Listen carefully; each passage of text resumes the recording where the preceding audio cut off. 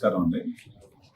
ఈరోజు గుంటూరు జిల్లా vigilance and enforcement SP గారి ఉత్తర్వుల మేరకు మా ఆధ్వర్యంలో ఫుడ్ సేఫ్టీ అధికారి అయినటువంటి శ్రీకాంత్ గారు మేము కలిసి జాయింట్గా ఇన్స్పెక్షన్ చేయడం జరిగింది.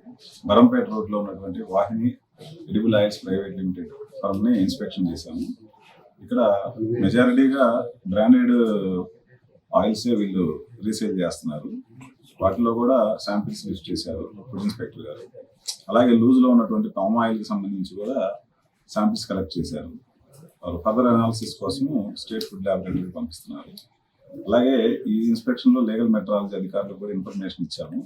అన్ఫార్చునేట్లీ వాళ్ళు ఆల్రెడీ అరేంజ్ ప్రోగ్రాంలో సత్తెనపల్లిలో ఉండటం వల్ల వాళ్ళు రాలేకపోయారు. బట్ వాళ్ళకు కూడా ఇన్ఫర్మేషన్ ఇచ్చాము.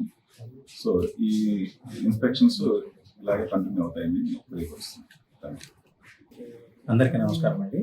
ఈరోజు నర్సరావుపేట పట్టణంలో vigilance and enforcement officials plus food safety department వాళ్ళు సంయుక్తంగా Vahini edible oils private limited mill మీద సంయుక్తంగా దాడులు చేశాము.